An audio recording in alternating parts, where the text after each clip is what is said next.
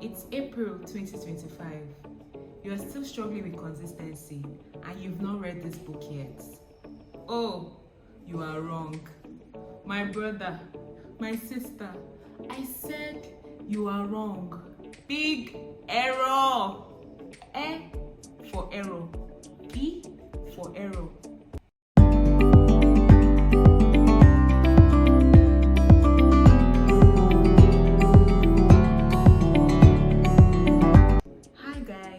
Welcome to my YouTube channel. My name is Margaret Oduole and I'm a YouTuber and product manager based in Lagos, Nigeria. So today we're going to be talking about an amazing book, and I say that without any fluff, like I mean it. We're going to be talking about a book that is a life changer, that is a game changer, and it's no other book than Atomic Habits by James Clear.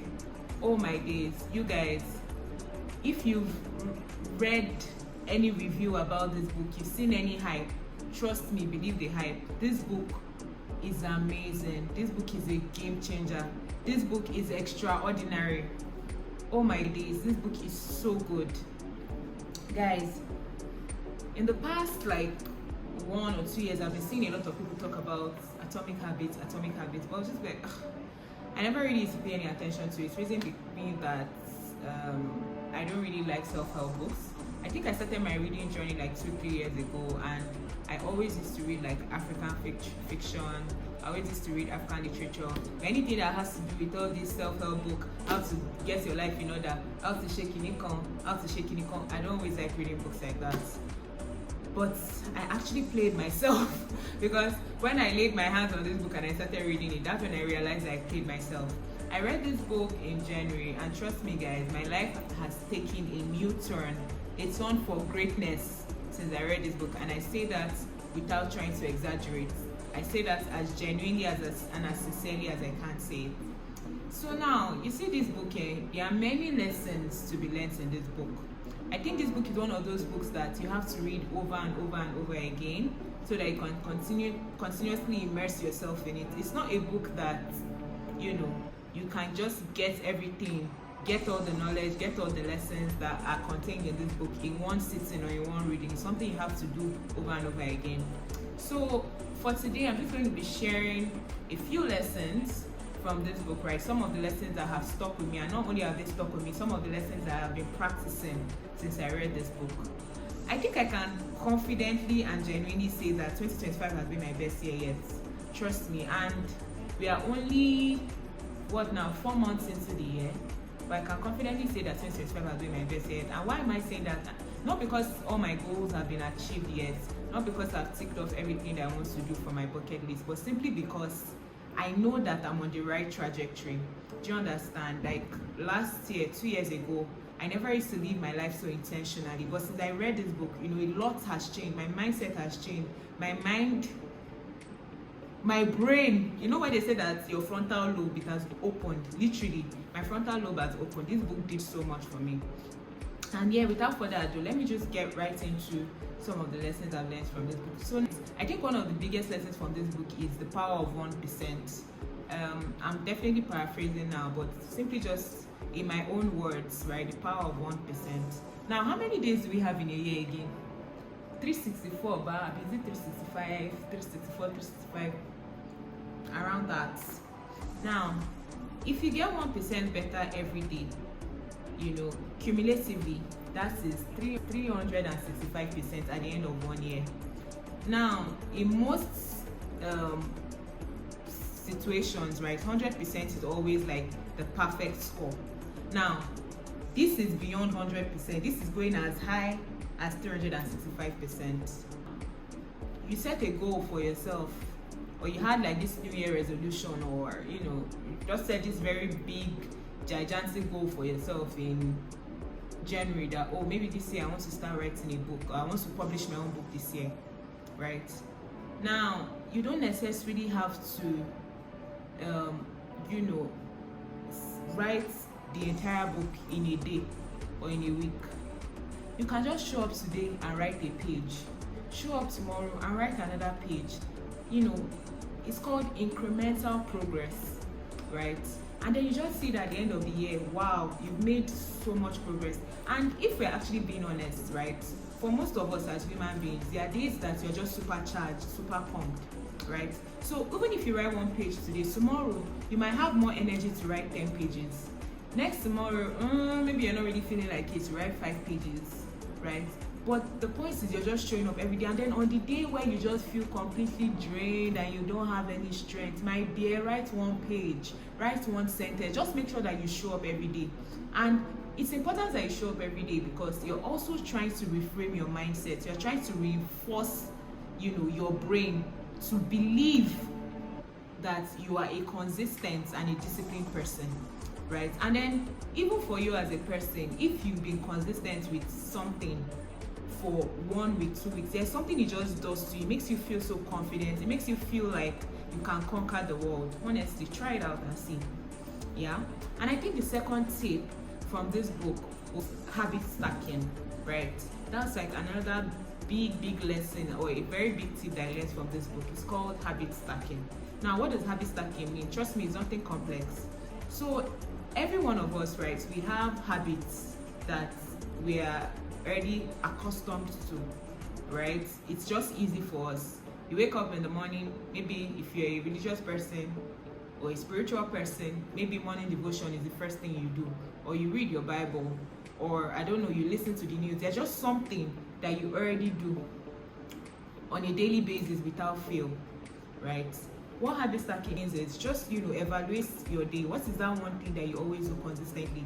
And then what's this other thing this other habit or this other skill that you're trying to bring in, that you're trying to learn, right? Just layer it on top of what already exists, right? I might even go as far as saying use the sandwich method. And what do I mean by that? Now, it's not possible that it's even only one habit that you do consistently every day. It might be somebody that maybe immediately after you wake up, you say your prayers. After saying your prayers, maybe you read your Bible, or you go and have breakfast, or you go and have a shower, right? So just look for 2 things that you already do consistently, and maybe one after the other, right? And then now you just put the new habits in between. So what do I mean by that? Maybe every morning you wake up, you say your prayers. The next thing after saying your prayers is you typically will go and have a shower. Now what you just need to do is put the new habits between say your prayers and having a shower. Capiche? It works. Trust me, guys, it works. So what I decided to do personally was, because normally I'm already somebody who wakes up to do morning devotion, and I just decided that after morning devotion I'm going to be working out immediately after morning devotion. And that way I found that I've been more consistent than I've ever been since how many years now that I've been working out. You not believe that I started working out maybe when I was in secondary school, and that was maybe maybe when I was like 15, 16, or maybe even 14. I'm going to be 26 in May, and for the first time in my entire existence, I have worked out consistently for over 2 months now. I started on the 1st of February. So since 1st of February to date, I have worked out every single day. And trust me, guys, it's not every day that I come up with 60 minutes exercise or 40 minutes. There are days that I can only do 5 minutes, and that's all I have. I just show up, I give what I have, and I'm out. The most important thing for me has actually been just showing up, and it's been amazing to see that I can actually, work out every day. I've been blown away by the fact that I can actually be a consistent person who works out every day. Because me before, maybe I work out today, I'll not work out until next tomorrow. It's only when I feel like it that I show up, right? And then that also brings me to my next point, which is progress over perfection, right? Going back to what I was saying about being a person who always used to show up only when I feel like it, right? Or when I feel like I have the energy, or the burst of energy, or the motivation, right? I learned that was really not the best way to do things. I learned that from this book, actually. That's not the best way to do things. So if all you can do today is 10%, that's fine. Bring your 10%. The day that you can bring 70, bring 70. The day you can bring 101%, bring 101%. Just show up every day. So I always used to be someone who is like, I don't feel like I have the energy today. I'll just wait till when I have the energy tomorrow. But it doesn't help, because you need to build momentum, right? That momentum, He helps you get to your goal faster. Building momentum, it helps you get to your goal faster. It also helps with your mindset. Honestly, I think that more than even the physical benefits, it's actually what it does for you psychologically, right? To just see that you can do this thing, like you're someone that is showing up every day. It just does amazing things to your psyche. If today all you have is 5 minutes, do 5 minutes and go.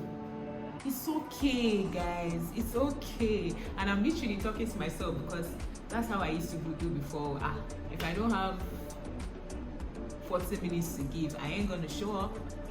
But nah, that's not the best way. And lastly, systems over goals. Put a finger up if you set New Year resolutions or goals for this year and you've completely forgotten about them. Put a finger up. Me, I'm not putting a finger up, because I have changed. But trust me, if you asked me this last year or 2 years ago, I would have raised my entire palm, all my fingers, not just one. Why? Because you know how it is now. January, you're pumped, you're motivated, you're energized. You set up these goals, these fancy goals. I'm going to kill it this year. This is my year. This is my year. This is my year. This is my year. And then what happens? Life starts lifing, my dear. Sometimes all I can just focus on is surviving and getting through the day. So I'm not saying you shouldn't set goals. Set your goals, but your goals should be like secondary. The primary thing should be the systems that you set. Those systems are the structure you're going to employ in order to achieve those goals that you set for yourself, if you get what I mean. Right? So this year you set this fancy goal of, for instance, the example I made before, I want to write my book. I want to publish my book this year. I want to lose 20 kg this year. Now those goals are good, they are great, they are amazing, they are mwah. Trust me, they are mwah. But the thing is, they can only go so far. Yeah? They can only go so far because you then realize that you're only motivated for maybe, say what now, a few days, a few weeks, at most a month, and subsequently you just lose sight of those goals. But in order to reframe and restructure that, what you can do is set systems and focus more on the systems. Your system can be, okay, I'm going to write a page every day. I'm going to write a paragraph every day. And of course, this is also linked to the power of 1%, right? So now, today you wake up, your focus is just on making sure that you write that page. Your mind is not exactly on, I need to, publish my book this year. All that you need for today is just to ensure that you write that one page of that book. And what happens at the end of the year, maybe it's like 365 pages. And if you're being honest, there are days that you would actually write more than one page because you have more energy to do that. Or maybe your goal is that this year I want to be more eloquent, I want to be more articulate, I want to speak like Wole Soyinka all over, but anyway, I want to speak like Wole Soyinka. So maybe your system will now be, okay, so every day I need to learn maybe a new word or two new words.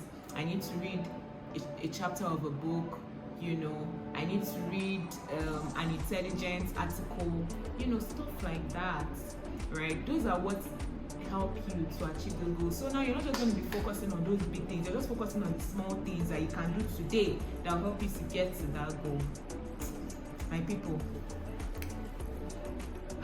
there are still so many other lessons, so many other tips from this book that I couldn't go capture in this short video. However, I'm definitely going to make another video, about this book. But in the meantime, I really would like to hear from you. So if you've read Atomic Habits before, please, let me know what your experience was in the comment section. Did you enjoy it? Did you like it? How many times have you read it since your first read?